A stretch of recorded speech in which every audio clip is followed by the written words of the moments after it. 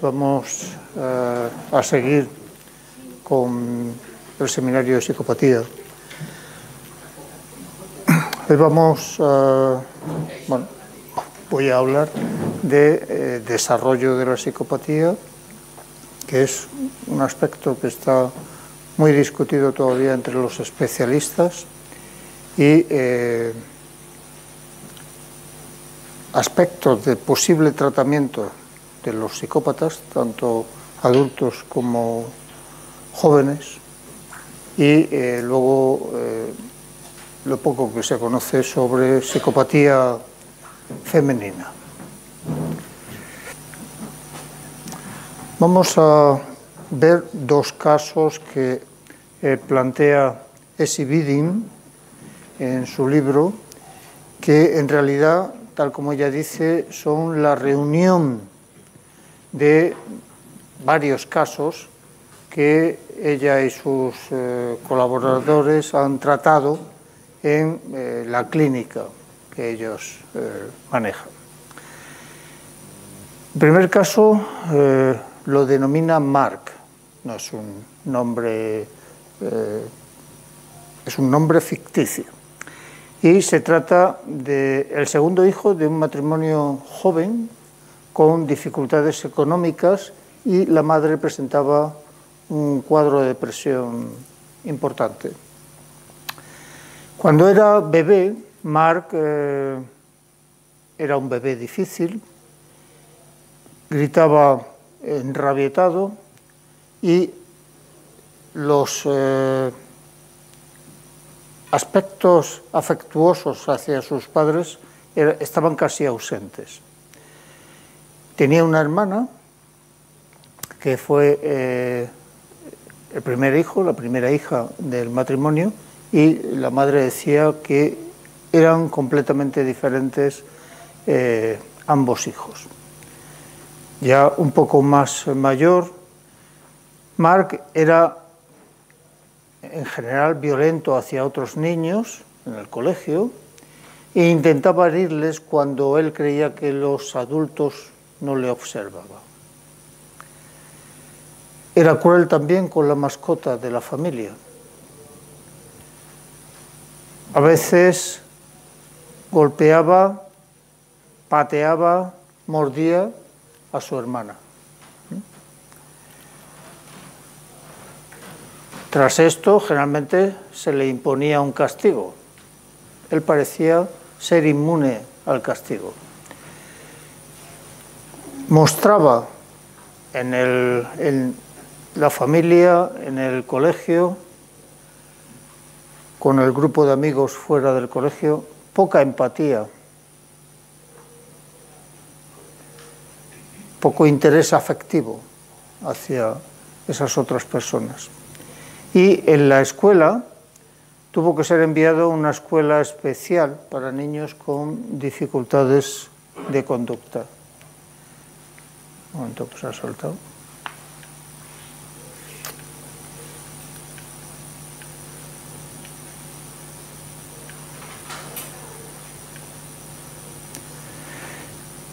En la adolescencia, Mark mostró características de un adolescente normal, pero luego tendía hacia aspectos que eran típicos de un psicópata. Por ejemplo, mostraba agresión, acoso y chantaje a otros chicos, a los miembros del personal del colegio también los intimidaba, y mostraba en general hacia sus compañeros o hacia profesores o miembros del personal no profesores del colegio una falta de arrepentimiento de lo que habían hecho.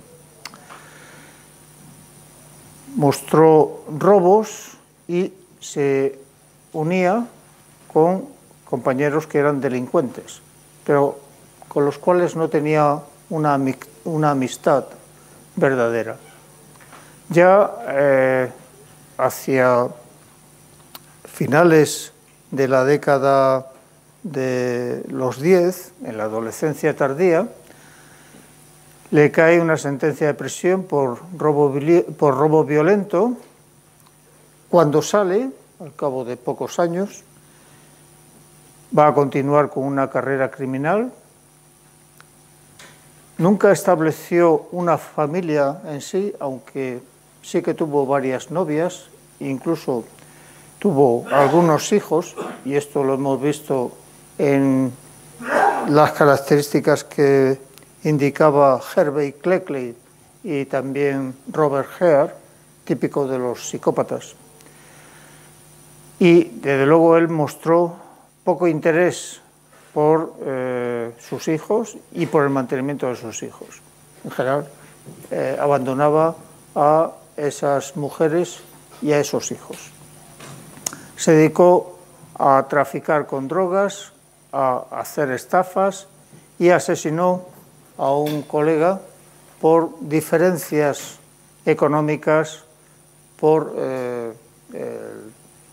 la utilización de drogas. Ya de adulto, que estaba en prisión por el asesinato de ese colega, no mostró ninguna culpabilidad o remordimiento, típico también de los psicópatas. Mostró falta de empatía, como ya la venía mostrando desde la infancia, y era un gran manipulador de las otras personas. Otro caso diferente, pero que va a desembocar en algo parecido, es el que Biding pone bajo el nombre ficticio de David. Este es el primer hijo de una familia, contrariamente a la anterior, que tenía una buena educación y era de clase media. La anterior era un matrimonio difícil y de clase obrera. Cuando era bebé, la madre de David no recuerda nada extraordinario que realizara, porque consideró que algunas cosas que eran más o menos anómalas, pues entraban dentro del comportamiento normal de su bebé. Pero siendo un niño pequeño, aproximadamente 3-4 años, podía ser agresivo, muy posesivo de sus juguetes. Sabemos que eso es normal también en los niños, o en algunos niños, y de nuevo esto no le preocupaba a su madre. En la guardería o en la escuela infantil, como ahora más bien la denominamos, el niño era encantador cuando quería conseguir algo, pero era muy airado, es decir, mostraba una ira notable cuando no lo conseguía. Y ese airado podía llegar a el tratamiento físico doloroso de sus compañeros. No le importaba desagradar a sus padres y verlos tristes. No parecía tener amigos profundos, porque no mostraba lealtad con ninguno de ellos, y lo que buscaba era chicos que salieran con ellos y que cumplieran sus órdenes. Bueno, de nuevo, esto es característico también de una adolescencia, una infancia relativamente normal. En el colegio hubo que ponerle tutorías, pero acabó con notas razonables, pues porque entre que pertenecía a una clase bien educada y se le procuró que atendiera las indicaciones de sus profesores tutores, pues es normal, salvo que seas muy patán, acabar bien el colegio. En la adolescencia tardía, de nuevo nos encontramos en David que tuvo múltiples novias, algunas a la vez, y en general no le duró mucho una relación. Esto también aparecía en las características de Cleckley y de Robert Hare. Al comienzo de la relación era encantador, tenía ese aspecto atractivo en la relación, pero al poco de comenzar esa relación se volvía muy controlador de su pareja, de su novia. Culpa a la novia de cualquier fracaso y de las decepciones que había en la relación. En la universidad es acusado de que obliga a otros estudiantes a que le realicen prácticamente sus trabajos. Cuando acaba la universidad, había estudiado economía, entra en una institución financiera famosa, donde tiene que trabajar en grupo, y va a presumir de trabajos que él no ha realizado. Va a difundir falsos rumores de sus colegas. De nuevo, manipulación. Y sobre la competencia de sus colegas. Si hay errores en el grupo, acusa a los otros miembros del grupo.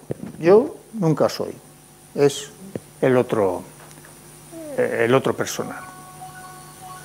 Y va a chantajear a su superior inmediato, que era una mujer, porque había descubierto él una información relativa a ella que permitía realizar esa actitud desagradable. Cuando le echan más o menos o le sugieren que se vaya, se cambia a otro trabajo, se le pone al frente de un grupo de trabajo de nuevo y ese grupo dice que de nuevo él como jefe era impredecible y acusaba él a otro miembro del grupo de sus fallos, con lo cual el grupo no trabajaba bien, no funcionaba bien. De nuevo, acosa sexualmente a una persona, en este caso no es su jefa, sino una colega, pero le acosó tanto que la denuncia que ella había puesto la retiró porque había recibido amenazas anónimas por su parte y entonces pues prefirió dejarlo pasar. El otro, David, pasó a considerar a otras personas su acoso, entonces ella se escondió un poco de su presencia. En general muestra, como hemos visto también con Mark, falta de empatía o preocupación por los derechos y el bienestar de los demás. Pero Mark y David son casos distintos. Mark acaba en la cárcel, mientras que David es un psicópata de cuello blanco.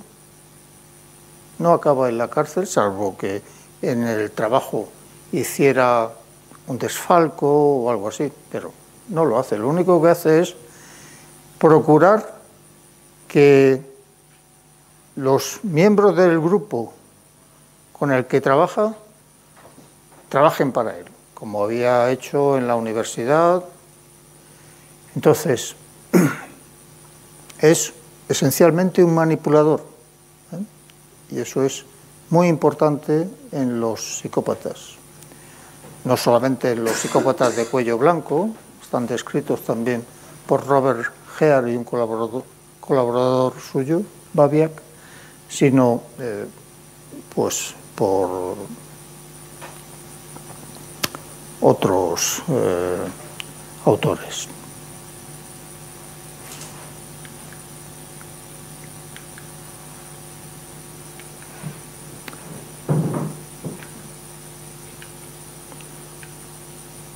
Bueno, en general, esta personalidad psicopática o el psicópata no va a aparecer de la noche a la mañana en un adulto, sino que, como hemos visto en esos casos ficticios de Mark y David, van mostrando características o desde la adolescencia o en algunos casos desde la infancia. Por cierto, hay una película que apunta relativamente bien a cómo se desarrolla un psicópata desde la infancia muy temprana, que es Tenemos que hablar de Kevin. Si podéis verla, os la sugiero.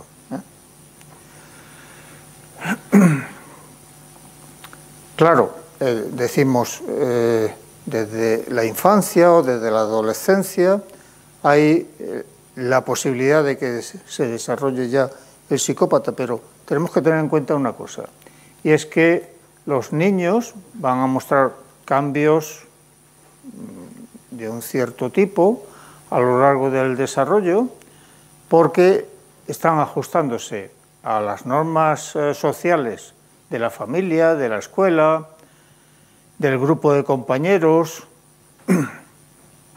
Entonces, estos cambios, bueno, y además hay cambios en el funcionamiento de su sistema nervioso y sistema endocrino, por ejemplo. Entonces, ¿cómo distinguir estos cambios, que son cambios normales, de los cambios que pueden conducir a la psicopatía adulta? Hubo un primer estudio que se realiza en 1994, bueno, se publica en 1994 por un especialista de psicopatía, no solamente infantil, sino adulta, que es Frick. Él y sus colaboradores estudian a niños de entre 6 y 13 años. Eran predominantemente varones, blancos y de estatus socioeconómico medio abajo. Por eso lo de la parte de psicopatía femenina es porque en general los estudios no incluían estudios con niñas, chicas o mujeres adultas. Ellos encontraron, aplicando un determinado test, que había dos factores para explicar la conducta medida por esos test en estos niños. Había un factor que ellos denominaron impulsividad, problema de conducta. Este es problemas de conducta que puede manifestar un chico que roba, que se pelea con otros chicos, que en casa puede llegar a pegar a sus padres, es decir, una conducta antisocial en general. Son chicos que no se refrenan, por eso la impulsividad, que yo puedo mirarle unos segundos un poco de más y entonces consideran que es que estoy despreciándolos, por ejemplo. Y entonces no se van a refrenar y van a intentar realizar una agresión que se llama agresión reactiva, conducida por esa impulsividad y por esa creencia de que la otra persona me está despreciando, por ejemplo. Pero también encontraron un factor que denominaron cruel impasible. Y este ya era diferente. Este ya recogía aspectos afectivos que podían ser, por ejemplo, la falta de empatía.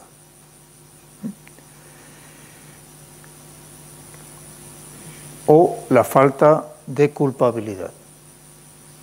O un afecto muy superficial.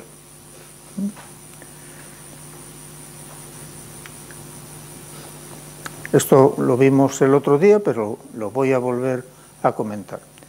Es un estudio distinto de Frick y colaboradores para mostrar en dos cohortes. Las cohortes son grupos de estudio en epidemiología, por ejemplo, distintas, una de 6-7 años, que era la más joven, y otra de 9-10 años, que es la cohorte esta media. Entonces, en el eje Y se representan las características psicopáticas medidas por el test, es decir, cuanto más elevado, más psicopático se es, cuanto más próximo a cero, menos psicopático, y la edad media. Este era de 6 a 7 años cuando comenzaba, hasta 15 años cuando acaban de estudiarla.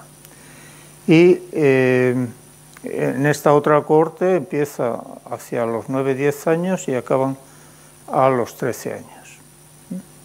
Entonces, en ambos casos hay una trayectoria que se llama alta en psicopatía, que se mantiene generalmente elevada durante todos los años de estudio de la cohorte. En este caso sería esta. Luego hay una trayectoria baja, esta, que durante todos los años esos niños y adolescentes son tranquilos y tienen un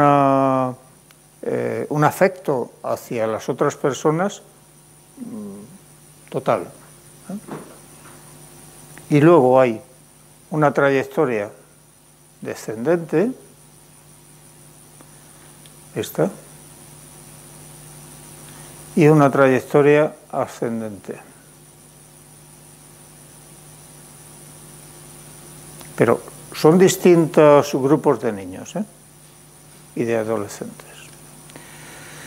Bueno, pues en ambas cohortes, los de la trayectoria alta, decreciente y creciente, cuando llegan a adultos, fijaros que la baja no está. Cuando llegan a adultos, esos fueron los que mostraban más detenciones en el sistema judicial que los de la trayectoria baja, que son niños y adolescentes que se ajustan a las normas sociales. Por eso no aparecen en los test de psicopatía elevados.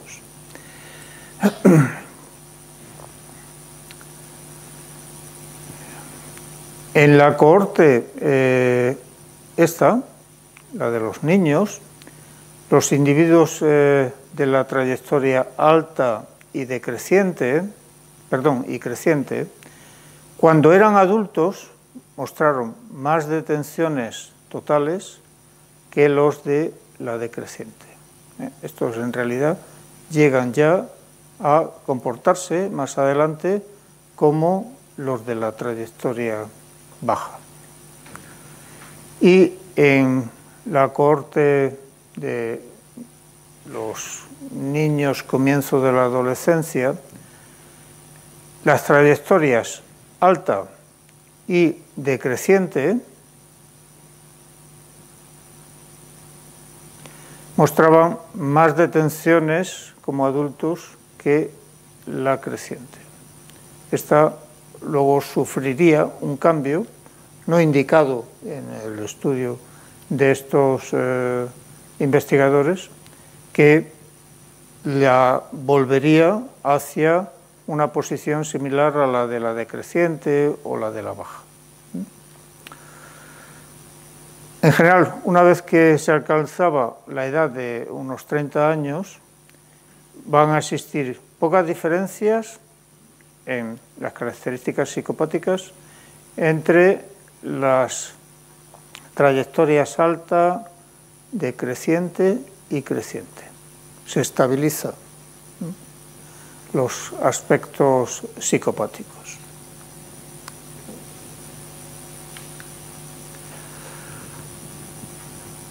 En los niños, el tener un comportamiento agresivo o antisocial en la familia o en el colegio no va a ser la característica clave psicopática. Va a ser esos caracteres insensibles emocionales, como hemos llamado nosotros, este colega mío que es psicólogo forense, con el que he trabajado desde 2015, hemos traducido los caracteres que los especialistas del mundo anglosajón llaman callous unemotional, lo hemos traducido como caracteres insensibles emocionales. Y esos son los importantes para estos rangos de edad. Es decir, las características afectivas e interpersonales. Cuando hablábamos de Robert Hare y él había agrupado todas las características del psicópata en dos factores, un factor 1 y un factor 2, el factor 1 era el que englobaba las características afectivas e interpersonales. Y entonces, estos niños y adolescentes, generalmente al comienzo de la adolescencia, lo que muestran es fundamentalmente una agresión premeditada, una agresión planeada. La agresión premeditada es una agresión planificada. Poco a poco voy viendo por dónde te mueves tú. Por ejemplo, este colega mío, Miguel Ángel Alcázar, describe en uno de sus libros un caso que él tuvo estando de psicólogo forense en los juzgados de Toledo. Consistía en dos niñas de aproximadamente 12, 13 años que se habían peleado en el colegio por un chico, etc. Entonces, una de ellas empezó a planificar, a rumiar qué podía hacer con la contraria. Entonces se le ocurrió llevarla fuera del pueblo a una especie de casa derruida, abandonada, y quedar con ella. Planificó dejar una piedra relativamente grande a mano y le dijo que pasara, que iban allí a hablar sobre sus cosas. Entonces le dijo, pasa tú primero y yo te sigo. Ellas conocían el lugar, la otra pasa primero y de los caracteres, por no llamarla psicópata, crueles insensibles o insensibles emocionales, cogió la piedra y le pegó un par de pedradas en la cabeza y la mató. Entonces, ahí tenemos la agresión premeditada. ¿Vale? Como en el caso de los adultos, estos niños y adolescentes van a mostrar reacciones disminuidas a palabras o vídeos que muestran emociones negativas. Por ejemplo, miedo o tristeza. Y en general van a tener dificultades en reconocer esas expresiones faciales emocionalmente negativas. Miedo, angustia, tristeza. Por ejemplo, en este estudio estos chicos estaban viendo una expresión de tristeza. Entonces, se le evalúa, se intenta medir la agudeza en la discriminación de esa expresión de tristeza. Hay una condición en que pueden mirar donde quieran de la imagen que ven con esa expresión de tristeza, es esta mirada libre, o se le indica que miren a los ojos de esa imagen o que miren a la boca. En rayado están los chicos con una condición psicopática baja y en negro con una condición psicopática alta. Cuando estaba en mirada libre, la agudeza para reconocer a la expresión de tristeza era más tardía en los chicos de caracteres crueles, impasibles, que los de baja que los de alta. Cuando miraban a los ojos, los dos tenían una agudeza, una cantidad de respuesta, un tiempo de respuesta similar. Y cuando miraban a la boca, de nuevo, era como en la mirada libre. Eran más lentos los de caracteres crueles, impasibles, que bajos que los de altos. Se fijaron también en el número de... pusieron un aparato para ver los movimientos oculares y calcularon el número de fijaciones oculares cuando la mirada era libre, cuando la mirada era a los ojos y cuando la mirada era a la boca. Cuando había que mirar a la boca, el número de fijaciones y el tiempo de la mirada era idéntico prácticamente entre los de categoría baja y los de alta y muy bajo. Pero el número de fijaciones y la duración media de la mirada cuando tenían que mirar a los ojos era mayor en los que eran, por así decir, normales que en los que tenían un carácter psicopático, entre comillas. Y aquí tenemos esas zonas de fijación de los de alto nivel de caracteres psicopáticos. Miraban relativamente poco a los ojos y mucho a la boca. Y los de bajo nivel psicopático miraban mucho a los ojos y menos a la boca. Y es que las expresiones de miedo y de tristeza se transmiten fundamentalmente por los ojos. Entonces, si, como se ha hecho también con los psicópatas adultos, se le dice, no, mire usted a los ojos, entonces sí reconocen que la expresión es de miedo o es de tristeza o de angustia.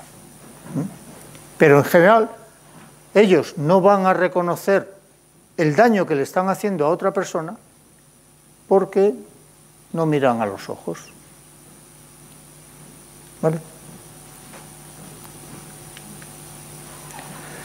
Bueno, en general ha existido los especialistas de psicopatía una preocupación por adjudicar la etiqueta carácter psicopático o psicópata a los niños y a los jóvenes antisociales. ¿Por qué?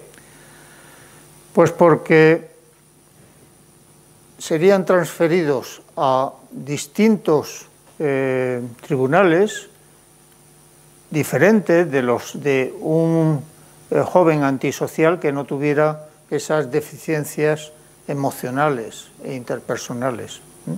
Y eso va a ser, pues, dependiendo, evidentemente, de la legislación de cada país. Por otro lado, como ya decía anteriormente, esas características antisociales pueden estar presentes por el desarrollo normal del sujeto y podrían considerarse como características psicopáticas, pero en realidad serían lo que en estadísticas se consideran como falsos positivos. ¿Vale?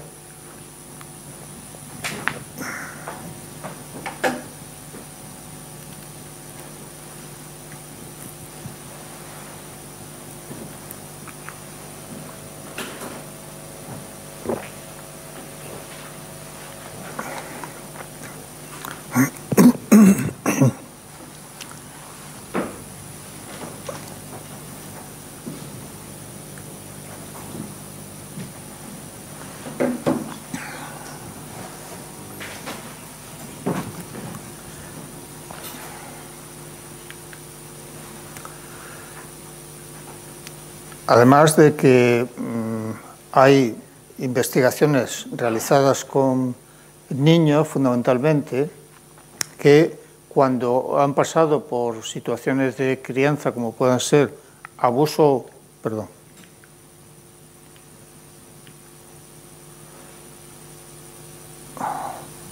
por parte de los padres, desatención en la familia, ausencia de cariño por parte de los padres, pues estos son factores que son muy importantes para predecir el desarrollo o el mantenimiento de esos caracteres psicopáticos.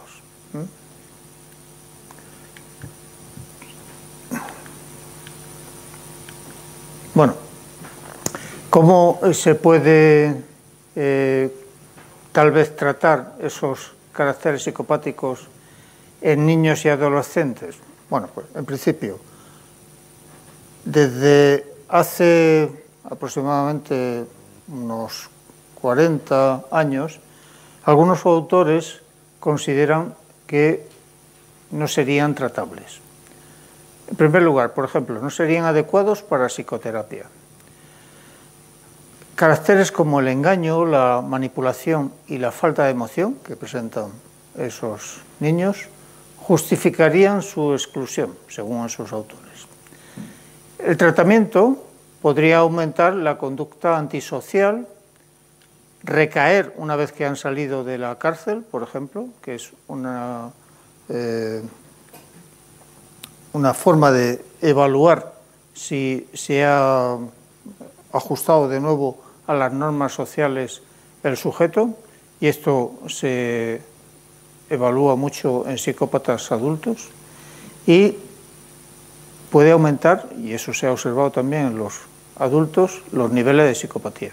Es como si los adultos utilizaran los cursos que se les dan en la cárcel para mejorar su ingreso de nuevo en la sociedad, y entonces, de esta forma, si yo me comporto así, me van a dar la condicional. Entonces salgo, pero vuelvo otra vez a una conducta antisocial, vuelvo a ir al sistema judicial, etcétera, etcétera. Y esto es lo que dicen en ese cuarto punto, que en esos cursos que se les da, ese entrenamiento de habilidades sociales y emocionales les va a mejorar sus estrategias criminales. Pero hay otros autores, y ahora lo veremos, que consideran que se deben y se pueden diseñar programas terapéuticos para esta población, para la población infantil. El tipo de tratamiento sería lo que se llama terapia cognitivo-conductual, que se realizan generalmente en clínicas de psicología, terapia ecléptica, que es una terapia que toma de ecléctico, pues es que tomo lo mejor de todo lo que se me presente. Psicodrama, terapia electroconvulsiva y psicoanálisis tradicional. ¿Cómo han evaluado el éxito de estos programas de tratamiento? Pues cuanta menos recaída es que el tratamiento ha ido mejor. Si ha aumentado la capacidad de sentir remordimiento y empatía, también. Y si ha aumentado la capacidad de mantener un trabajo y no recaer, por ejemplo, en el robo para obtener dinero, que de esa manera seré un parásito y no tengo por qué estar trabajando, pues estupendo. Bueno, pues vamos a ir cronológicamente revisiones que se han hecho de si el tratamiento puede mejorar la actitud de los psicópatas. La primera revisión es de 2002 y se revisan estudios entre 1928 y 1996. De esa década de los 90 había pocos. Y concluye Salekin que hay poca base científica para la creencia de que la psicopatía es un desorden intratable. Lo que estas revisiones hacen es mirar varios estudios distintos y en función de las conclusiones de esos estudios distintos, ellos hacen una conclusión general.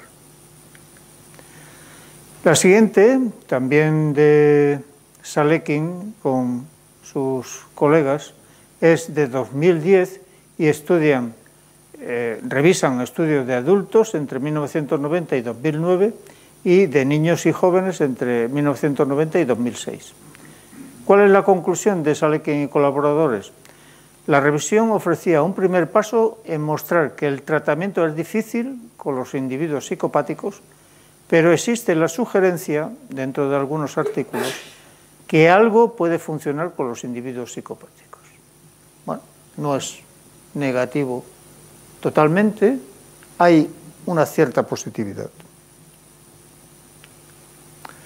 2014, Frick, que ya lo hemos visto, que es el que hace por primera vez estudios en niños y descubre esos caracteres insensibles emocionales, estudios de niños y jóvenes entre 1997 y 2012. En la revisión que hacen es que algunas intervenciones presentaban respuestas positivas. Por ejemplo, las que se basaban en la terapia cognitivo-conductual, intervenciones conductuales, intervenciones basadas en la familia, y concluyen que su investigación sugería que los niños y adolescentes con elevados caracteres insensibles emocionales no son intratables y que pueden mejorar con los tratamientos intensivos, que serían diferentes en función de características familiares, por ejemplo.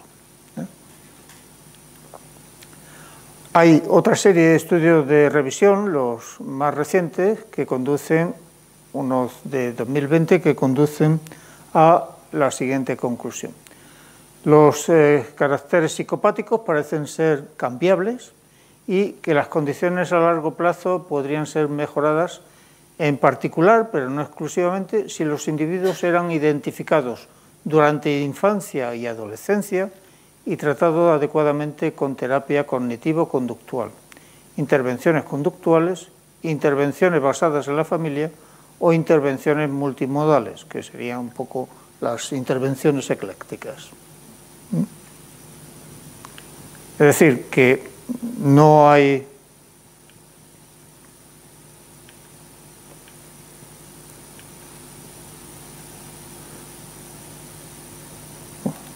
no habría una incapacidad total de mejorar a esos niños y adolescentes tempranos que tienen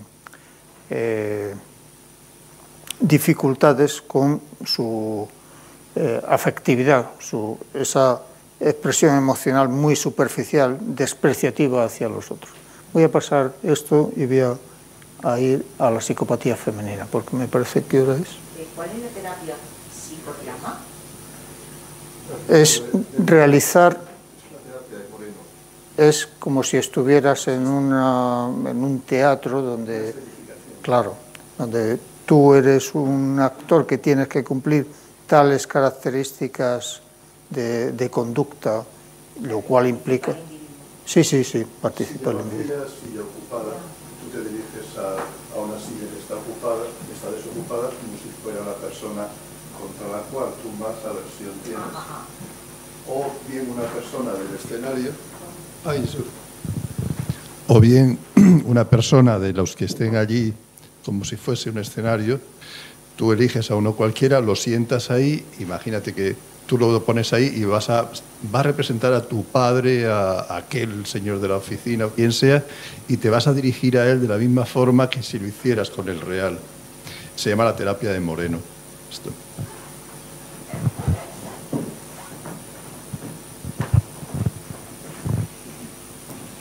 Bueno, pues vamos a pasar a esta psicopatía femenina que, repito, está como un apartado porque en realidad la mayor parte de los estudios se realizaron y se siguen realizando casi con sujetos masculinos, tanto niños, adolescentes como adultos.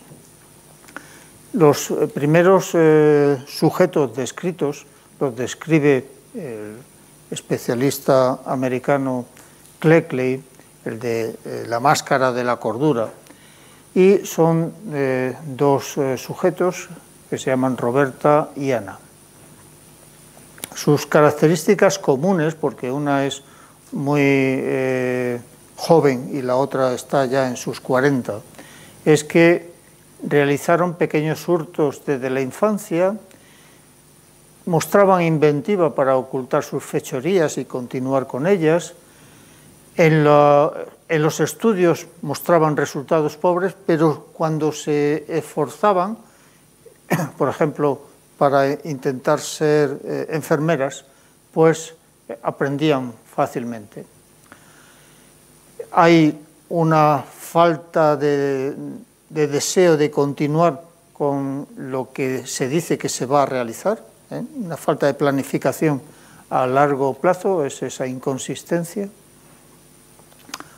El afecto, como siempre, superficial, por ejemplo, con novios que habían sido llevados a cuarteles y estaban esperando ser enviados a Europa para la Primera Guerra Mundial, pues para la Segunda Guerra Mundial. No le importaba mucho lo que les estaba ocurriendo en el cuartel. Ellos les escribían cartas muy necesitando afecto y ese afecto no aparecía en absoluto en sus respuestas. Tenían tendencia al aburrimiento, por eso cambiaban de trabajo con mucha facilidad, que es la última característica. Abandonaban continuamente los trabajos que se les ofrecían. Y, como he dicho antes, tenían una ausencia de metas realistas a largo plazo.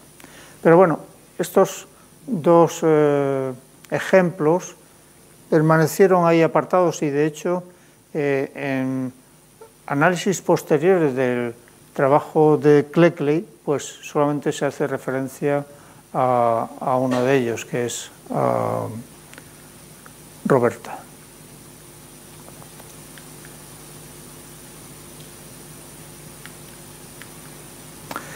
Pero en la década de 1960 sí que va a aparecer algunos estudios ya con referencias a términos psicópata o personalidad psicopática en mujeres. Y empieza, pues como ocurrió con los estudios de Hare, pero Acordaros que los estudios de Cleckley no eran prisioneros, eran gente que iba a una clínica psiquiátrica. Entonces, en este caso es un estudio que realiza una mujer, Moya Woodside, en 1962, con prisioneras de una prisión de Londres, y lo que va a hacer es utilizar las categorías de un estudio que se había realizado en los años 50 en hombres. Y entre las categorías que describe Roper está una personalidad psicopática. Lo que pasa es que esa personalidad psicopática, como luego se ha seguido demostrando tanto en hombres como en mujeres, era la menos frecuente de todas las que se describían, solamente un 8% de su estudio.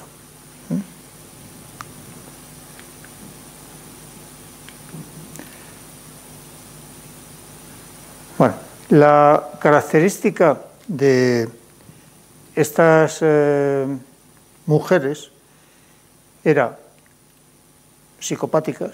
La primera condena la reciben con menos de 21 años, y eso es también una característica que ahora ya se ha incorporado incluso en el manual de diagnóstico y estadístico de la psiquiatría americana. Realizan homicidios y daños corporales graves, robo con violencia, van a reincidir en el delito, no necesariamente en el mismo, pero en delitos que pueden ser distintos. En la escuela y en el trabajo van a tener unos resultados poco satisfactorios. Sus matrimonios van discordantes, lo que quiero decir es que no van a durar mucho y generalmente van a abandonar tanto al marido como a los hijos, igual que en el caso de los psicópatas masculinos. El hogar del que proceden es un hogar que estaba desestructurado y podía haber todo tipo de maltrato infantil. La madre tenía una actitud ambivalente hacia la chica y mostraba, esto es más normal, celos de sus hermanos.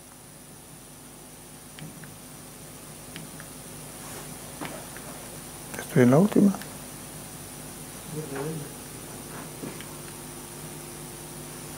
Espérate, a ver, un momento, ¿qué me ha pasado esto? ¿Qué se pasa? Ah, no.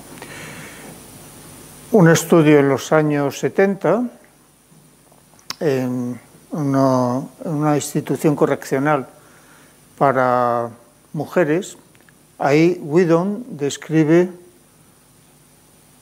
una personalidad que llama tipo 1, pero luego tentativamente le llama psicópata primario. Sería una mujer poco socializada, hostil, es decir, con una agresión reactiva, una actitud muy impulsiva, agresión reactiva y con poca ansiedad. Eso ya fue descrito en varones por Licken en los años 50. Un psicópata primario va a tener poca ansiedad, de tal manera que no voy a ser impulsivo, voy a poder aguantar, voy a poder realizar una agresión premeditada, pensada. Pero ese grupo, a pesar de ser una muestra de 66 mujeres, era de solo 4 mujeres. Aunque, dice Whedon, era una mujer también, que la presencia de ese pequeño grupo reivindicaría el uso de ese término psicópata para las mujeres también, no solamente para los hombres.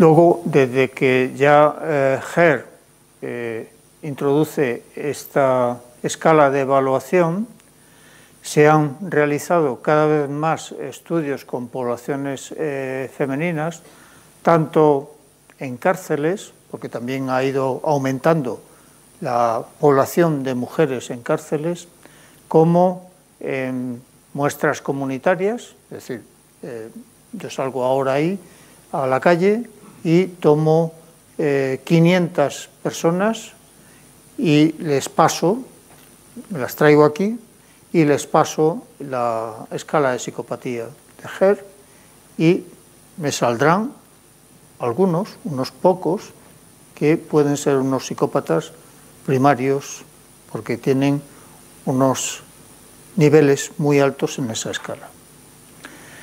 Y también en entornos forenses, por ejemplo, se han hecho estudios en personas que han sido enviadas a juzgados y han aprovechado los psicólogos forenses para pasarles la escala de psicopatía. ¿Y qué porcentaje se ha encontrado? Pues el último estudio que se ha publicado de un grupo de investigación de la Universidad Complutense, que es el de Sanz García y colaboradores, el año 2021, muestra que en mujeres el porcentaje es entre el 10 y el 12% cuando estamos hablando de delincuentes o de muestras de prisiones, frente a del 15 al 25% en hombres. Y en la población general, esa muestra que yo me he traído aquí y le he pasado la escala, en mujeres es aproximadamente el 3%, frente a aproximadamente un 8% de hombres. Entonces, hay un problema con esta escala de psicopatía, de evaluación de la psicopatía de Herr, y es que fue desarrollada para personas que estaban en prisión. Y entonces hay un aspecto que se evalúa, que es el aspecto antisocial, que, por ejemplo, el tipo de agresión que realizan las mujeres no es generalmente pues en un bar una pelea multitudinaria, sino que se ha descrito que es más bien agresión dentro de la familia, agresión a los hijos, agresión a la pareja. Y eso no está muy bien recogido en esta escala de psicopatía. Y entonces lo que plantean los especialistas es que haya que añadir algo más o modificar algo la escala de psicopatía para que la evaluación de las mujeres recoja más bien los aspectos esos agresivos que son típicos, característicos de ellas. En relación con... No es un estudio de psicopatía femenina, pero sí que en la descripción de algunos de los casos aparece que efectivamente esa persona, esa mujer, tiene características psicópatas. Es un libro que se llama Asesinas.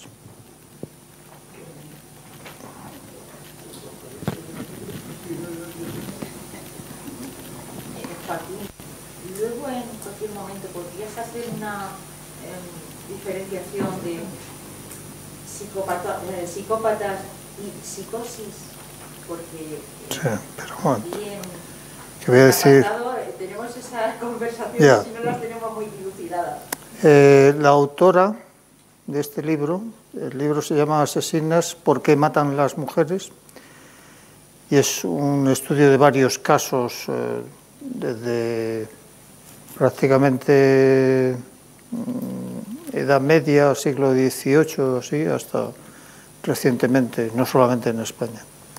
Y está escrito por Victoria Pascual Cortés, que es socióloga y criminóloga, y está editado por Editorial Pinolia.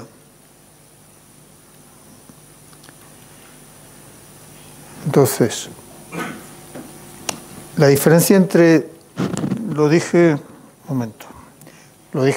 el primer día, no es lo mismo la psicopatía que la psicosis. Eso es un error, simplemente el error viene del psico, hace referente a la mente, pero en la psicosis la mente es como si tuviera, que las tiene, alucinaciones visuales, auditivas, etc. El psicópata es perfectamente consciente de lo que está haciendo. De tal manera que cuando se le evalúa a ese sujeto, por ejemplo, porque va a ser juzgado, el psicólogo forense, que tiene una formación en los sistemas, en los test de psicopatía, puede decirle al juez: este sujeto es totalmente consciente de lo que ha hecho. Era consciente de lo que ha hecho. Sabía cuál iba a ser el daño que producía.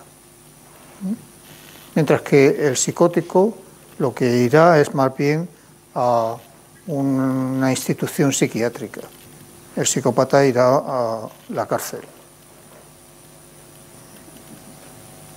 ¿Vale? El psicótico supuestamente es como ahí, como si fuese un desdoblamiento, un segundo yo que no es capaz de responder de sí mismo, ¿no?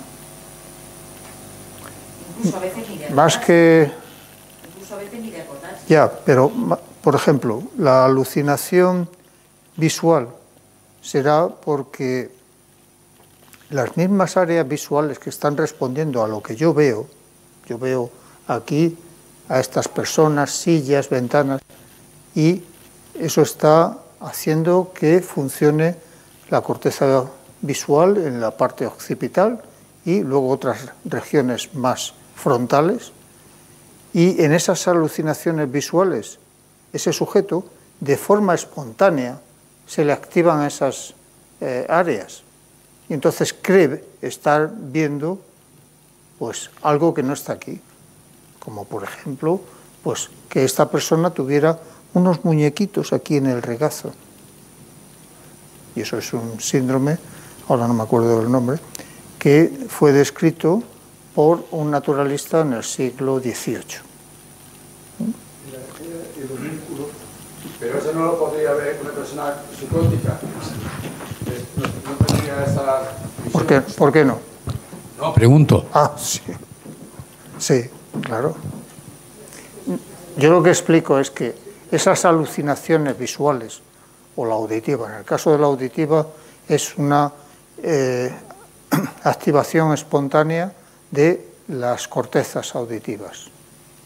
Entonces, me ha dicho fulanito que tengo que matar a tal, o me ha dicho menganito que tengo que ir a tal sitio. Eso es una alucinación auditiva porque no hay una persona externa que me esté diciendo esa cosa. Eso es algo que está en mi cabeza, no es un estímulo que proceda del exterior. ¿Vale? Y esa alteración puede desaparecer. Sí, claro, claro que puede desaparecer, porque la activación puede haber sido por una desregulación de neurotransmisores en el cerebro que vuelven otra vez a su estado normal y entonces estoy bien. O sea, a eso me refería. Una persona que esté en un estado psicótico se diferencia claramente del psicópata o no está en un estado psicótico implica ser psicópata. No. Es que ese es primer día. Ese era un error que dije. No es lo mismo ser psicópata que un psicótico. Nada que ver. Nada que ver. Eso, olvidaros. Tiene la misma raíz, pero es... Bueno, sí, no, en la psique está también la psicopatía. Es decir, yo voy a ser un bicho que no me importe. 2 días atrás he estado viendo una película que se llama American Psycho. Bueno, pues American Psycho muestra muy bien un psicópata de cuello blanco que trabaja en una empresa, me parece que es un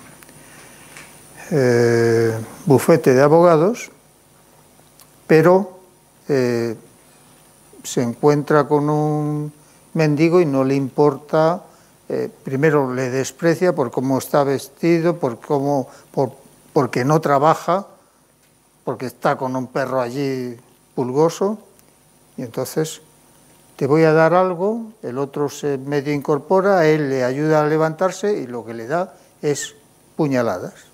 Y al perro lo mata a pisotones. Pero hace lo mismo con compañeros porque tienen una tarjeta de visita un poco mejor que la suya, hace lo mismo con novias, con prostitutas, entonces... Pero es porque su afectividad no ha aparecido nunca. El aspecto externo es eso que decía de la máscara de la cordura, que decía Cleckley.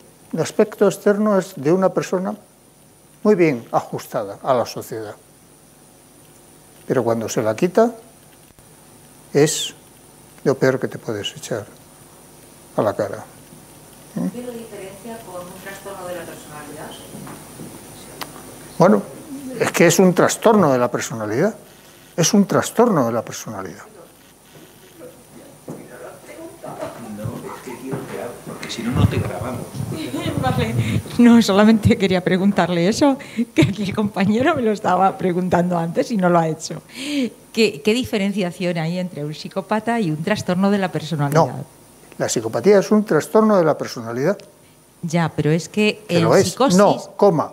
La psicopatía es un trastorno de la personalidad. Ya, entonces hay distintos trastornos también de la personalidad. Por supuesto. Bien, vale.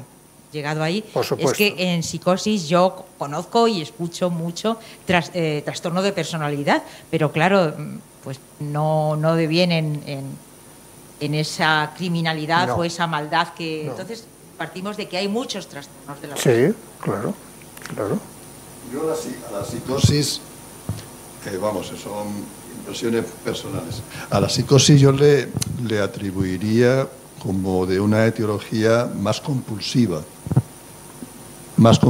ya, es la que tiene que amortiguar esa compulsión. Sí, pero, a ver, ¿dónde está este señor? No vais a estar de acuerdo con que todos estos fenómenos de la personalidad proceden de aquí. ¿Alguien puede decirme dónde ha visto esto? Esta imagen. Sí, en muchos sitios. Por ejemplo. ¿Habéis visto El buen doctor, la serie? The Good Doctor. En película se refiere. Sí. Sí, aparece. Sí. Aparece esta y no le dan, en los títulos de crédito no aparece. Hay un libro también que es Historia del cerebro, de José Ramón Alonso, que también es la portada y tampoco. Pero bueno, yo sí que tengo el atlas, lo he puesto ahí. Bueno, pues todo lo que es la personalidad normal y los trastornos de la personalidad proceden de aquí, del sistema nervioso. Entonces, una pulsión, una compulsión. Sí, esos son términos, pero esos términos, ¿cómo los podemos bajar a una realidad del funcionamiento del sistema nervioso? Porque, por ejemplo, la depresión se ha asociado con esta región y cuando aquí se ha actuado mediante estimulación eléctrica, se ha disminuido la depresión. O tratamientos farmacológicos en esa región también disminuyen la depresión. Entonces, vale. Toma, ponlo. Pero una pulsión, una compulsión,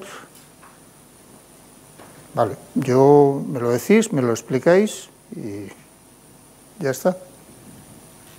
Una alucinación también proviene del sistema nervioso, ¿no? Sí, es lo que estoy diciendo, una alucinación sería, aquí no hay un gorila en la habitación, pero yo estoy viendo un gorila, porque tal vez las regiones de memoria de mi cerebro se han activado a la corteza visual y estoy viendo la imagen del gorila, que no está ahí,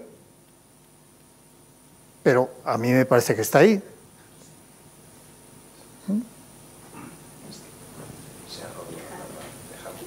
No. Ya. No, pero si van a seguir con preguntas, de momento no. A ver, ¿en qué grupo entraría las personas que oyen voces? Porque sé de una persona que se suicidó porque oía voces de que tenía que tirarse otra. ¿En qué grupo entraría? Claro, un psicótico, una alucinación auditiva. Luego parece una persona normal, si no es el momento que oye. También en la esquizofrenia hay alucinaciones auditivas, pero eso lo tiene que determinar su neurólogo de zona.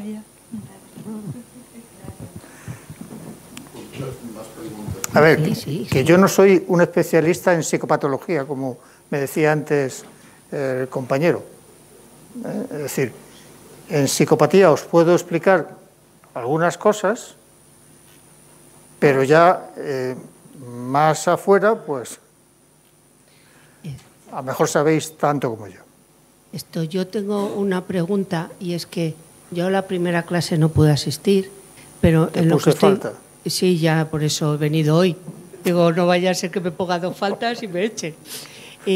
Hay una cosa que me sorprende, y es que lo que estás presentando son estudios sobre gente que ha demostrado ser nociva para la sociedad, y entonces se le ha buscado el problema que tiene. Pero has hablado de que hay niños que ya empiezan a tener unos caracteres que luego acaban desarrollando una psicopatía. No hay lo mismo que se hacía antes cuando yo era pequeña, que se hacían test de inteligencia, test de no sé qué. No hay ningún tipo de test que se pueda pasar a los críos, porque hay muchos críos que están verdaderamente demenciados. Bueno, no demenciados, perdóname la palabra. No, de hecho, hay este test de la escala de psicopatía de Herb, se ha ido haciendo una versión juvenil. Hay otros que se han desarrollado expresamente para niños, y entonces sí, hay varios. Luego está en que el sistema educativo, por ejemplo, el otro día lo dije, en Galicia hay un estudio de una cohorte que va como desde los 8 años hasta los 14 o 15, que los han seguido toda esa franja de edad. Y entonces les ha salido también un grupo pequeño, pero con un nivel muy alto de esos caracteres insensibles emocionales, otros, los más abundantes, con muy poco, y otros con una cierta tendencia a crecer y otros a decrecer. ¿Y eso tiene relación con ese gráfico que has puesto? Claro. que había unos que iban subiendo, creciendo, Exacto, y exacto. cuando maduran... Entonces, lo único que pueden hacer estos especialistas es sugerirle al colegio, a los padres, a los trabajadores sociales, que atiendan a esos niños en particular, porque pueden llegar a una situación psicopática que sea acabando en la cárcel. Claro, eso es lo que yo me estaba sorprendiendo. Digo, si no hay ese trabajo antes, pues lógicamente todos acabaremos en la cárcel matándolo. Pero si ese proceso ya existe, me dejan más tranquila. Sí, sí. Porque Lo que si pasa es que no está muy extendido. No está muy extendido. Esa es la cuestión. Esa es la cuestión. Cuando ha explicado usted la forma de hacer la investigación, yo creo que no ha sido correcta, porque usted hablaba de que se había hecho una población de varones y de gente blanca. Entonces, los negroides y las mujeres, claro, sí, eso ya lo no es que sabemos. sean... Yo estoy entendiendo, ya le digo, son apreciaciones personales. Entonces, no es que la mujer tenga menor incidencia en trastornos de la personalidad, sino que se le ha excluido, por una parte se le ha excluido de estos estudios, y por otra parte la mujer, hasta hace bien poco, eran personas que estaban siempre dentro de la casa y que todas sus manifestaciones patológicas no eran observables, eso por una parte. Por otra parte, el que más salía a la calle era el hombre, era el que más se socializaba, bien o mal, patológicamente o normalmente, pero era siempre, la mayoría de las veces era el hombre, sobre el cual se han hecho esos estudios. Luego, yo casi descartaría el que el factor femenino estuviera excluido de las mismas probabilidades de trastornos de la personalidad. Tú no puedes decir nada si no hay el estudio experimental. Pero no está bien hecho, o sea, se puede decir... Hombre, claro, no es un decir, estudio... por eso yo pongo ahí, la muestra era de tantas personas, eran varones, eran de tal clase económica, etcétera. Pues claro, bueno, yo estoy poniendo algunos ejemplos, no puedo poner, porque me traigo aquí en el pendrive el último Handbook of Psychopathy, que son unas 800 páginas, y te puedo dar un montón de estudios de lo que quieras. Pero no es eso. Es decir, hasta los años 70, en que empezó a haber problemas con mujeres en las cárceles estadounidenses y canadienses, fundamentalmente, que es donde empieza, en Canadá es donde empieza, Hare es un canadiense, es donde empieza el estudio de los psicópatas en cárcel. Luego pasa a Estados Unidos, pero las poblaciones femeninas en cárceles no empiezan a incrementarse en esos dos países pues hasta los años 70-80. Aquí, por ejemplo, tenemos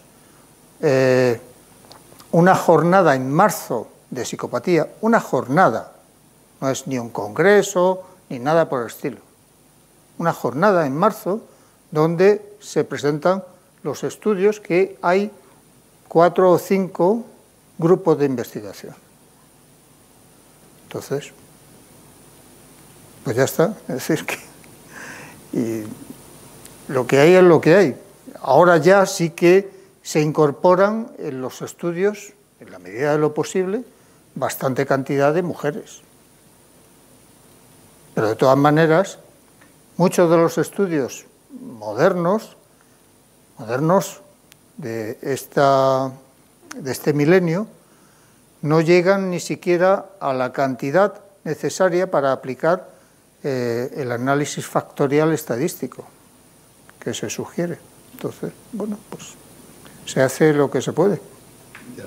Se podría pensar, por ejemplo, como hay enfermedades propias de los hombres y enfermedades propias de las mujeres, por ejemplo, la hemofilia, sí, en este caso me viene la hemofilia, ¿no? Que está unido más la transmisión a la mujer y el padecimiento al hombre, ¿no? Entonces estaba yo pensando, si hubiera sido una investigación seria, que no me parece muy seria... Hombre, entonces, ¿es una investigación seria? No, porque se ha excluido a la población. No. A ver, no había población reclusa femenina... masculino o femenino, me refiero. Ya, no había población reclusa femenina hasta los años 70, 80 en Estados Unidos. En Estados Unidos. Porque aquí en España la población reclusa femenina era muy poca cantidad. Aparte de que no se había ni siquiera comprobado si aquí, porque todos estos test se tienen que comprobar si funcionan en las poblaciones de cada país. Entonces, si no funcionan, pues hay que hacer un ajuste, etcétera, etcétera. Claro. Entonces, mientras a ti en el estudio te digan mi población, mi muestra es esta, ¿cómo que va a estar mal aplicada? No, te vale para esa muestra, para esa población, y ya está. Por eso no se aplicaba a la población femenina, porque cuando le pasas el test, por ejemplo ese de Her, el factor 2 es esencialmente el factor que hace referencia a la agresión, a la impulsividad. Entonces, si la mujer es diferente en su agresividad, si no es una agresividad pues de peleas, de broncas, sino que es más bien, pues a lo mejor como muestra ese libro, claro, te voy a ir dando veneno poco a poco en casa, o aparece en ese libro de las asesinas, aparece la esposa de un comandante de un campo de concentración nazi, que entonces lo que hace es sugerir a los que vigilaban a los prisioneros, pues que les apalearan, etcétera, etcétera. Porque si hacían eso, pues luego se podían acostar con ella. Pues entonces, eso es lo que no aparece reflejado en ese test, y entonces hay que modificarlo seguramente. Solo dos preguntas. ¿Se podía considerar que los trastornos de la personalidad ya vienen con la naturaleza de esa criatura? O sea, ya hay una predisposición genética, por una parte. Y por otra pregunta, ¿hay medicación oral o inyectada para los trastornos de la personalidad? Yo le dije a Manuel o a Gabriel que estos seminarios que iba a dar, tanto como el de las enfermedades neurológicas, no me iba a meter en absoluto con la medicación. Si alguien, por ejemplo, cuando vayamos al Alzheimer, a Parkinson o a otra cosa en las enfermedades neurológicas, necesita medicación, pues puede ir a Colmenar Viejo, que es donde está el neurólogo de zona, donde voy yo también, no porque tenga esquizofrenia ni nada por el estilo, y ya está. Es decir, yo a esas cosas no voy a responder. En cuanto a lo de los genes, pues esto en la psicopatía se ha pensado, pero no hay estudios válidos todavía, que tal vez esté relacionado con un neurotransmisor que es la oxitocina. Pero nada. No hay nada concreto. Ya está. Es como si yo digo que puede estar relacionado con la acetilcolina, que no está relacionado, pero bueno, podría decir eso. Y ya está. Vale.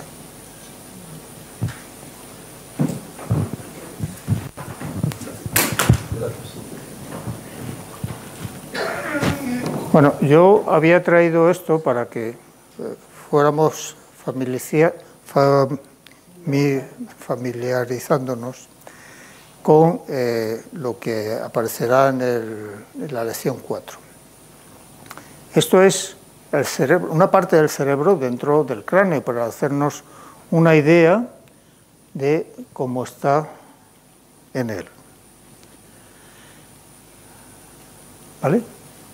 Todo lo que aparece aquí en color sería el cerebro. Bueno, el cerebro en sí es esto. Esto es el cerebelo. Esto es lo que se llama el tronco del encéfalo. ¿Vale? Entonces, nosotros veremos que en el caso de la psicopatía hay alteraciones funcionales en esta región que hay aquí. ¿Os acordáis del caso Phineas Gage? ¿Qué había pasado con Phineas Gage? Había atravesado una barra por el... Una barra le había atravesado así.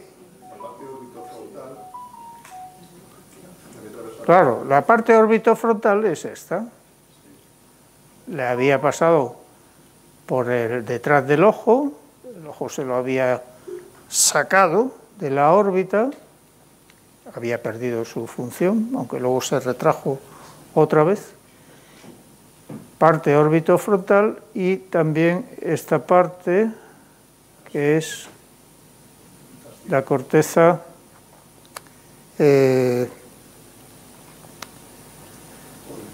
ventromedial, la corteza frontal ventromedial.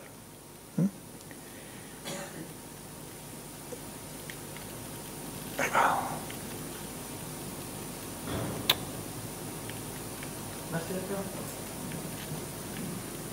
Es que como ya me he ido al final.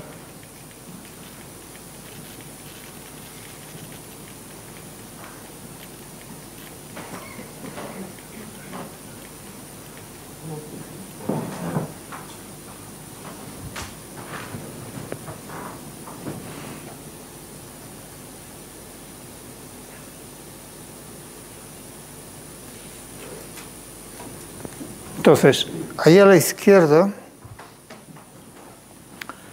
vemos, esto es un corte sagital que se llama, y tenemos la corteza orbitofrontal y se continúa con la corteza ventromedial. Esas dos van a ser muy importantes. Y aquí vemos el cerebro visto basalmente, como si lo miraran así. Entonces, ¿cuál es la parte anterior? Tenéis que tener en cuenta, por ejemplo, esto, que está en la parte posterior, en un caso y en el otro.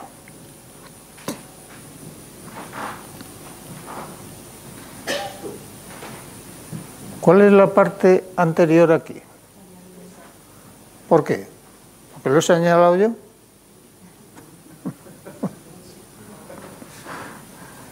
Sí, mis alumnos en la carrera también hacían lo mismo.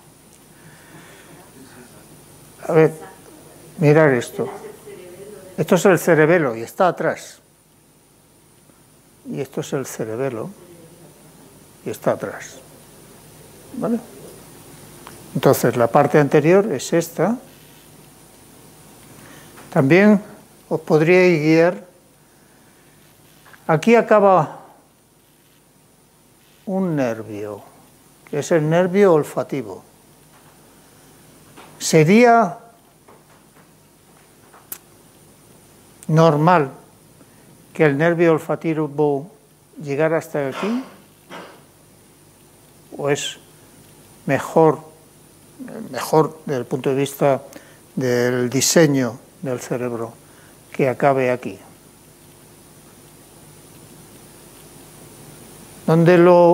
Si vosotros lo diseñarais sobre una mesa de dibujo, fuerais ingenieros, que acabara arriba.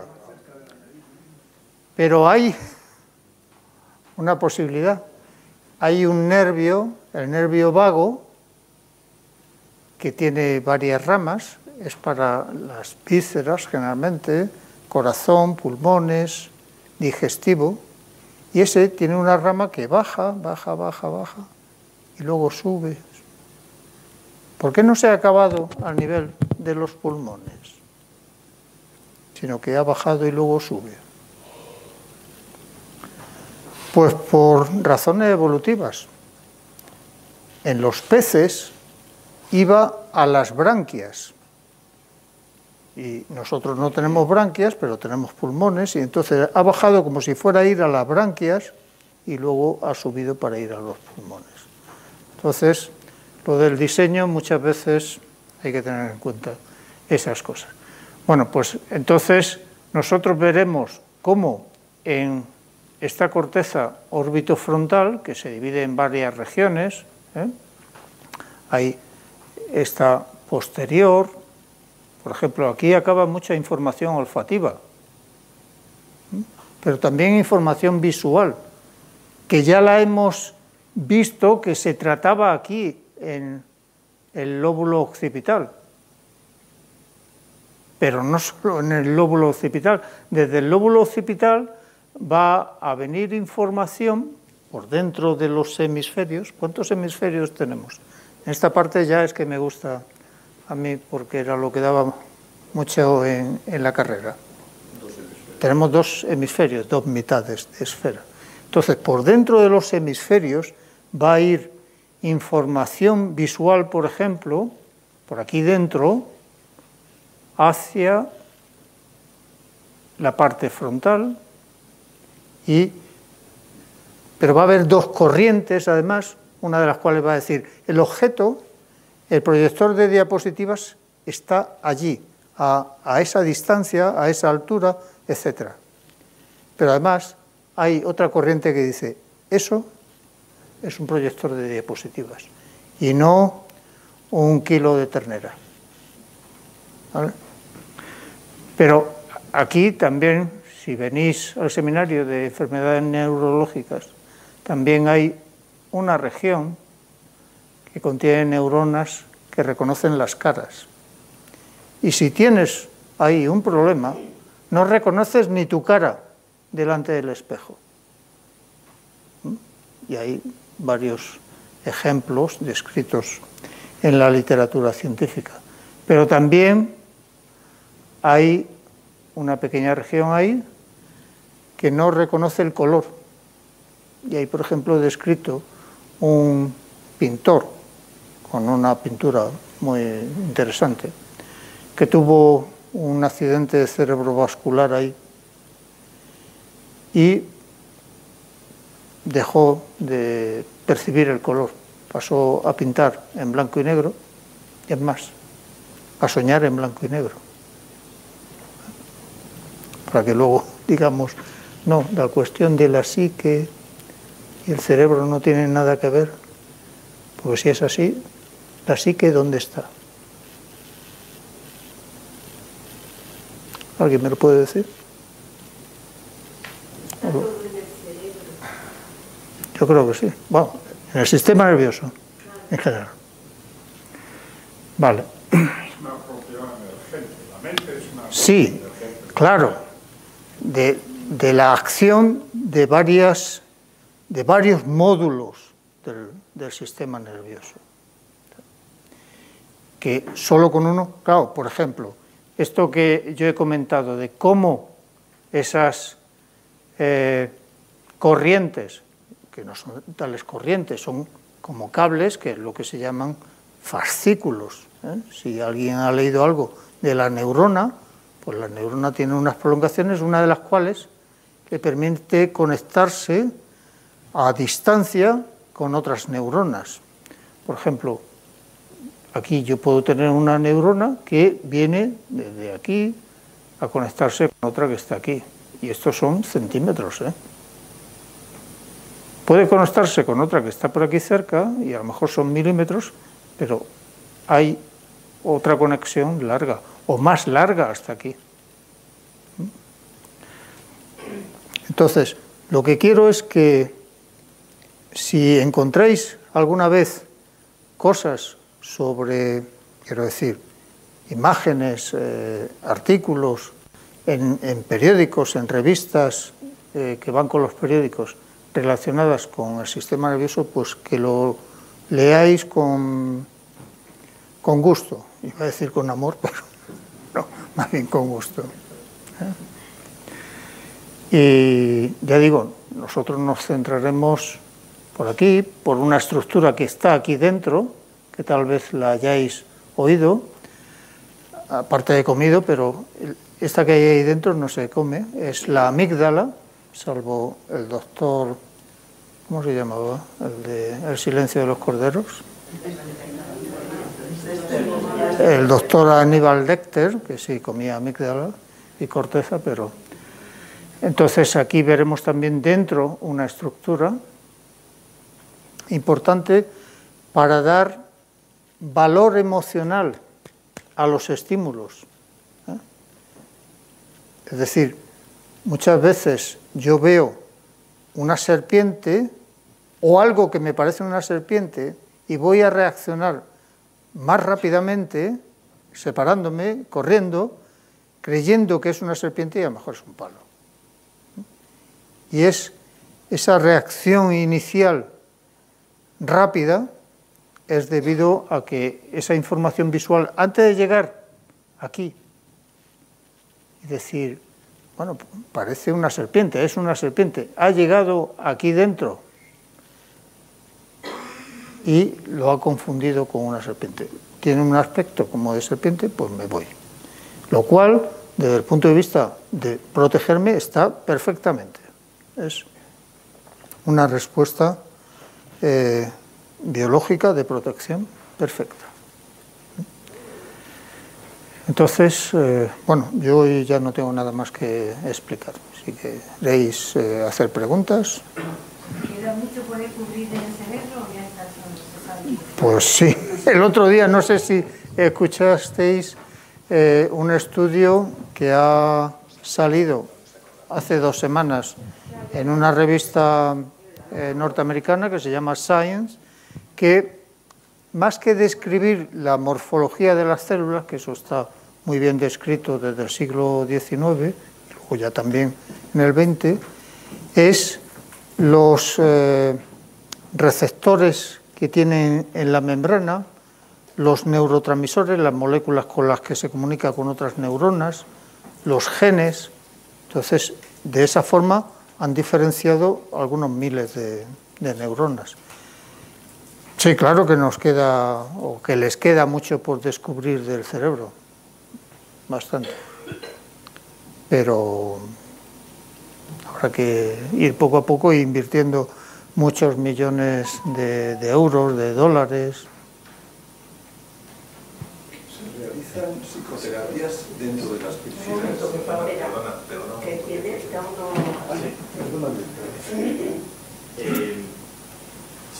A ver si lo he entendido bien. Acércate al micro, por favor.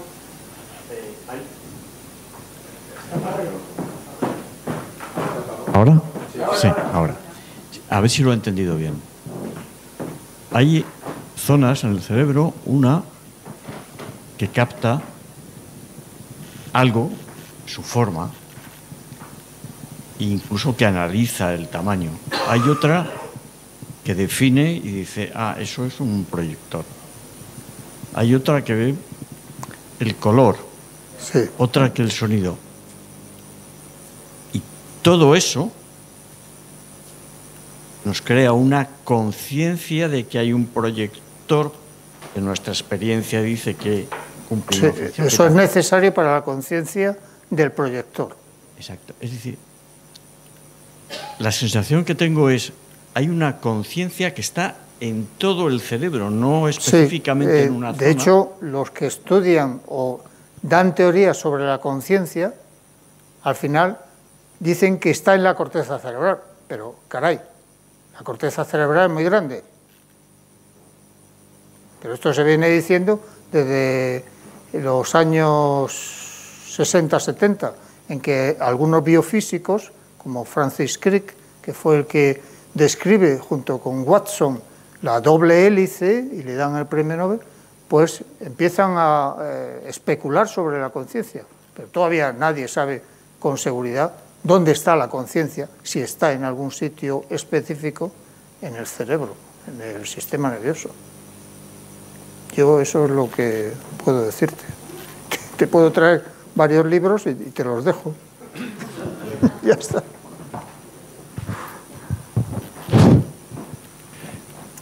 Me ha llamado la atención.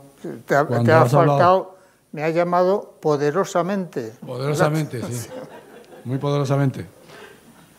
Que has hablado de inconsistencia cuando te referías. He hablado de inconsistencia, hablando de la psicopatía en las mujeres, ¿no? Y sobre todo pues en tareas y en proyectos.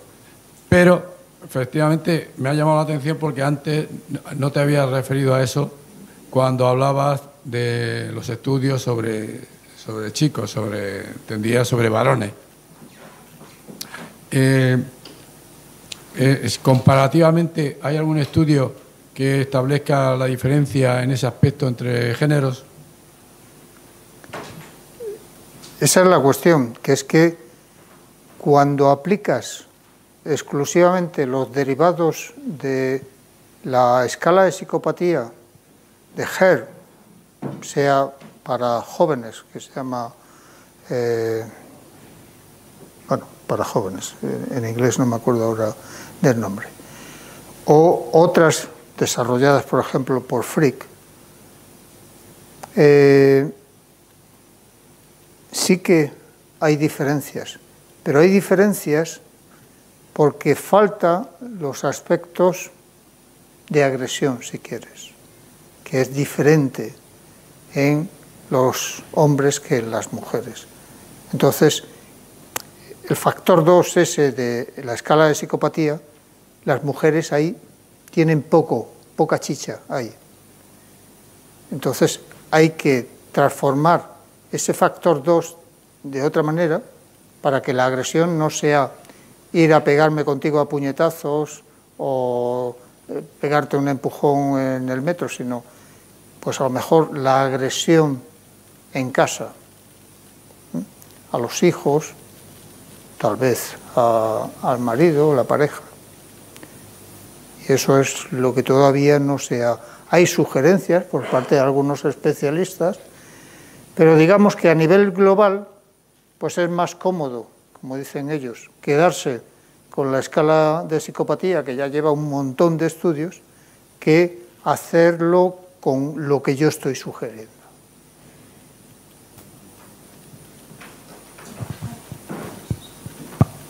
Es que además a mí me parece que eso sí que tiene que ser una labor titánica, es casi como empezar los estudios de psicopatología. ¿Por qué? Pues porque hay un sesgo ahí cultural, de desarrollo, de producción, desde que el ser humano es ser humano, la señora humana es señora humana. Es que es casi como empezar de cero, porque nos diferencia tanto, nos ha diferenciado tanto el desarrollo productivo en la historia, y digo el desarrollo productivo de gestación y producir bienes para alimentación, todo eso nos ha diferenciado tanto que lógicamente yo creo que tiene que marcar muchísimo cómo enfoca una mujer su contención, su agresividad, o llámese como quiera, y cómo la desarrolla un hombre. Y yo creo que ya lo has explicado bastante tú, ¿no? Por que ejemplo, la mujer todo lo que un es desarrollo más interno, más todo doméstico. lo que es el factor 1, que hace referencia a afectividad y a relaciones interpersonales, eso han comprobado que es idéntico en hombres y mujeres. No hay diferencia aplicando la escala de psicopatía. No hay diferencia. Y con otras que se apliquen tampoco. Es ese otro factor de estilo de vida donde ahí pues la mujer queda poco fácilmente evaluada. Entonces, eso es lo que hay dos investigadores que se llaman Cook y Michi, que sugieren, pero claro, Son un grano de arena en la playa. Y son buenos investigadores, están muy bien reconocidos, pero ya está.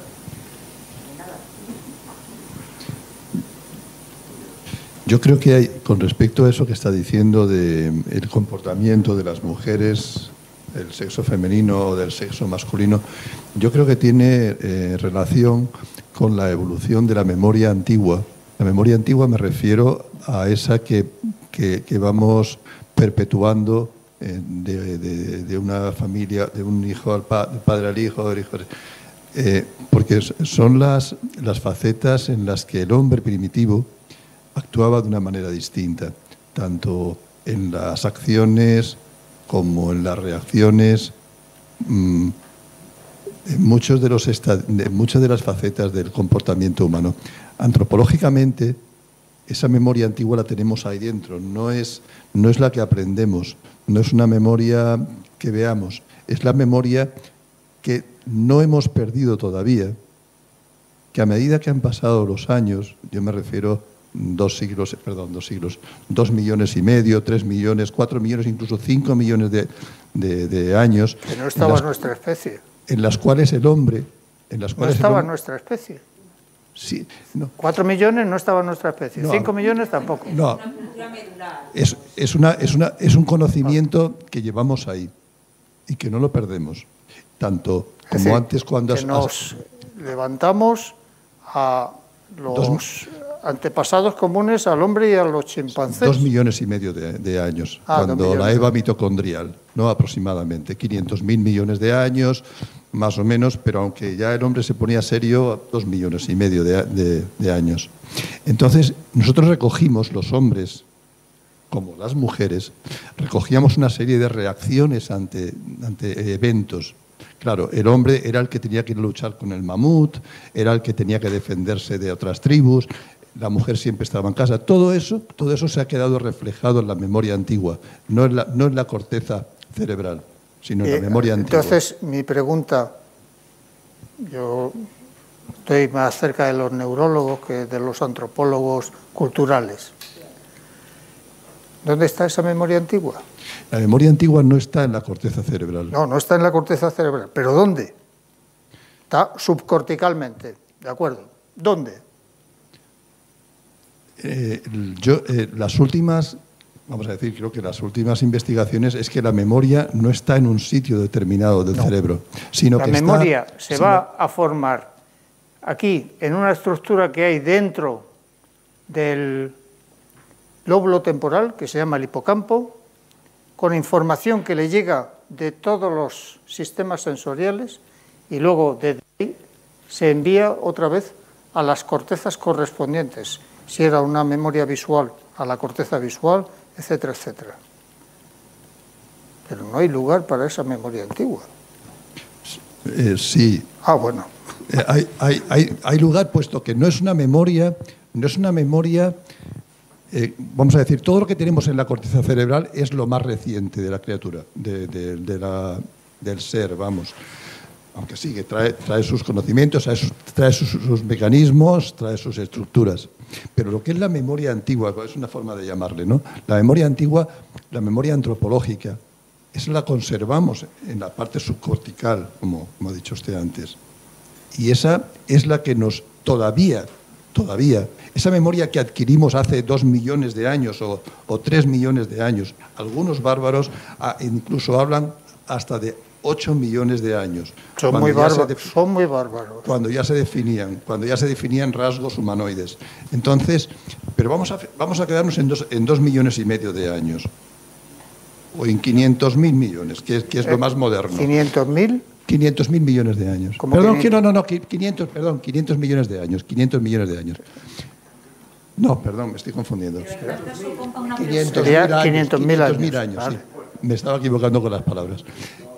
Vamos a decir, lo más humano es hace 500 millones de años, cuando se descubre en Kenia, me parece que es en Kenia, en el lago Turkana, se descubre a la Eva mitocondrial, la que más se parece a nosotros. 500, o sea, 5.000, no.